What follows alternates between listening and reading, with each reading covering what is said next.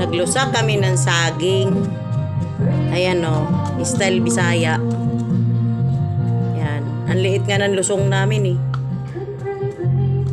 Yan. Binibisita ko yung bahay kay walang tao. Mamaya isnatin yung mga gamit. Buti na lang may mga kapatid ako dito.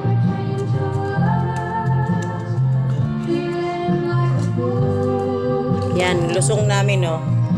Lagyan asukal. Oops. Oh, saging. Lulusakin. Hilaw na saging yan. Hilaw. Oh, style Bisaya yan. Style Bisaya.